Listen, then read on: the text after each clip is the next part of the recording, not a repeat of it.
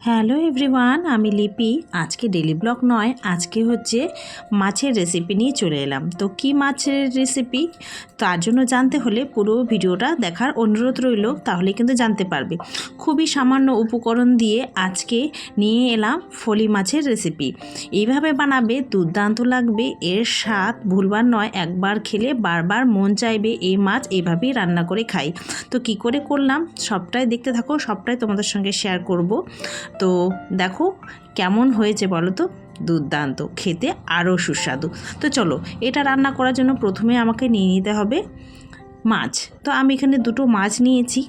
আর এই ফলি মাছ কাটাও কিন্তু ঝামেলা বলছি কেন বলো তো, যদি বুদ্ধি থাকে তাহলেই কিন্তু অতি সহজেই তুমি কিন্তু মাছের আঁশগুলো ছাড়িয়ে নিতে পারবে। তো কিভাবে ছাড়াচ্ছি সেটা আজকে তোমাদের সঙ্গে শেয়ার করব, দেখতে থাকো তাহলেই জানতে পারবে।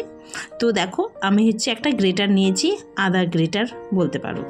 তো এটা দিয়ে কিন্তু অতি সহজেই খুব সুন্দরভাবে সব আঁশগুলো কিন্তু এভাবে ক্লিন হয়ে যাবে, দেখতে পাচ্ছ তো।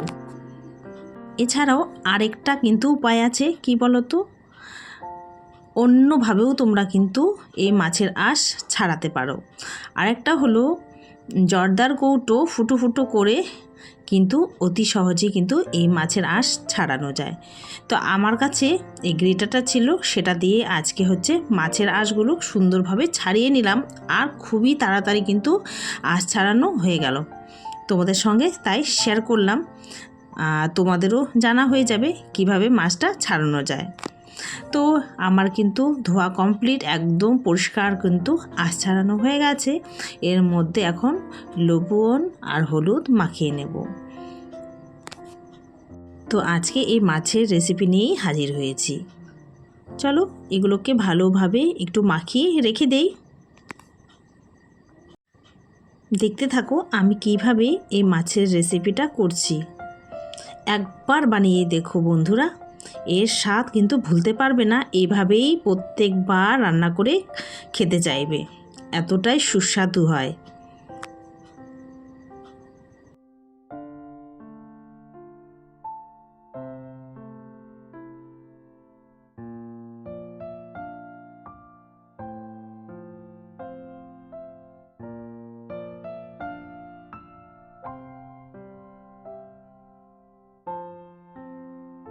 এদিকে মাছগুলো লবণ হলুদ দিয়ে মেখে রেখেছি, ওদিকে কিন্তু কড়াইটা বসিয়ে দিই।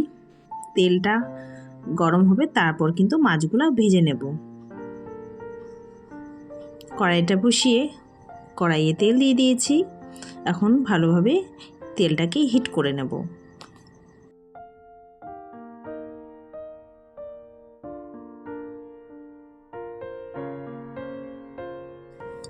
এদিকে কড়াইয়ে তেল গরম হয়ে গেছে, এখন এর মধ্যে মাছগুলো দিয়ে দেব আর ভেজে নেব।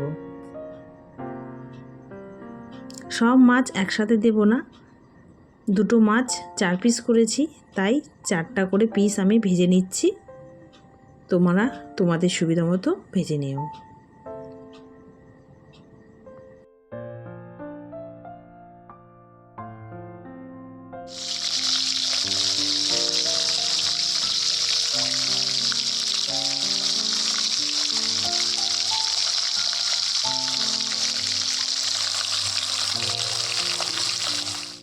এদিকে আমার মাছ ভাজা কিন্তু হয়ে গেছে, আরও যেটা রয়েছে সেটা দিয়ে দিলাম।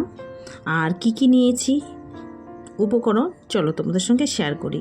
বেশি কিছু নয় কিন্তু, এখানে কাঁচা লঙ্কা, আদা টুকরো, আর ফোড়নে দেওয়ার জন্য শুকনো লঙ্কা, আর দুটো শুধু নিয়েছি রসুন, আর রয়েছে কালো জিরে আর সাদা জিরে। তো চলো এটাকে হচ্ছে একটু পেস্ট বানিয়ে নিতে হবে। আর এর মধ্যে কিন্তু কোনো কিছুই দেবো না। আর হলুদ, তেল, লবণ সেগুলো তো দিতেই হবে। তো কথা বলতে বলতে এই মাছগুলোও ভাজা হয়ে যাচ্ছে, ততক্ষণে কিন্তু মাছ ভাজা হতে হতে মশলাটা রেডি করে নিই।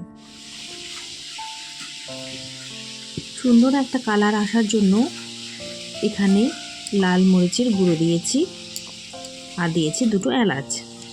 সামান্য জল দিয়ে পেস্ট করে নিচ্ছি যাতে স্মুথ হয়।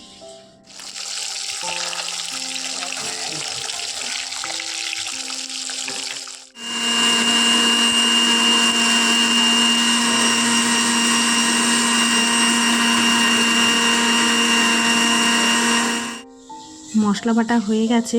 এখন মাছগুলো মোটামুটি ভাজা হয়ে গেছে, একটু উল্টে পাল্টে করে নামিয়ে নেব।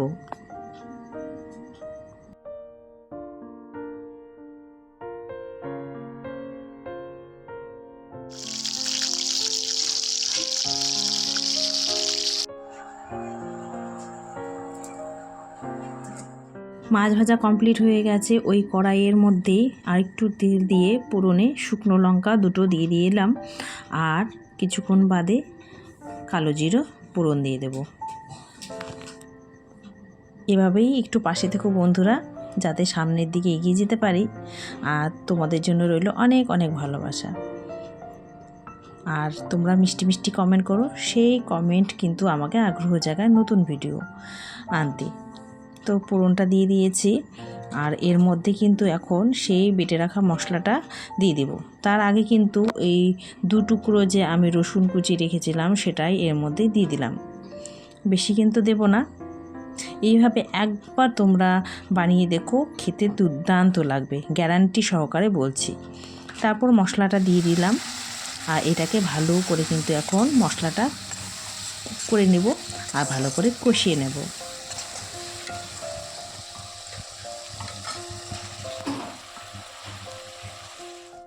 মশলাটার মধ্যে সামান্য একটু জল দিয়েছি, যাতে ভালো করে একটু কষিয়ে নিতে পারি।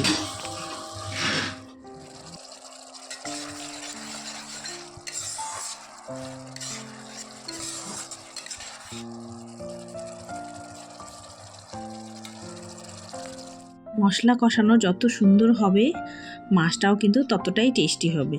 তাই না, এটাকে ভালো করে যাতে কুক হয় আর মশলা যাতে গন্ধ না থাকে, তার জন্য আমি একটু ঢেকে এটাকে ভালো করে কষিয়ে নিচ্ছি। আর এখন কিন্তু আমার দেখো কষানো মোটামুটি হয়ে গেছে। একটু নেড়ে চেড়ে দিই, আর দেখো চারপাশ দিয়ে কিন্তু সুন্দরভাবে কিন্তু তেল ছেড়ে দিচ্ছে। চারপাশ দিয়ে তেল ছেড়ে দেওয়া মানে কিন্তু এটা সুন্দরভাবে কিন্তু কুক হয়ে গেছে। একটু পরে আমি এর মধ্যে জল দিয়ে দেব।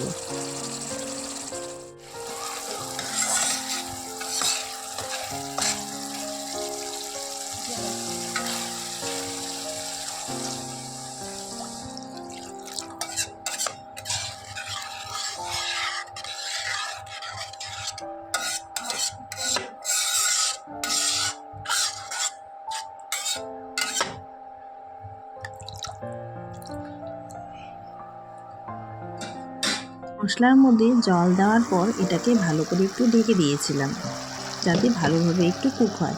তারপর বলক উঠে গেছে, এর মধ্যে ভেজে রাখা মাছগুলো দিয়ে দিলাম। এখন ভালো করে কিন্তু মিশিয়ে নেব। আর মাছের মধ্যে ধনেপাতা দিলে তো টেস্টটা আরও বেশি দ্বিগুণ হয়ে যায়, তাই ধনেপাতা এর মধ্যে ছড়িয়ে দেব। ব্যাস হয়ে গেল। কত ঝটপট অতি সহজেই কিন্তু এই ফলি মাছ রান্না করা যায়, খুবই কম মশলা দিয়ে। এইভাবে করে দেখো, সত্যি বলছি, আমার যেমন ভালো লাগে তোমাদেরকেও কিন্তু ভালো লাগবে।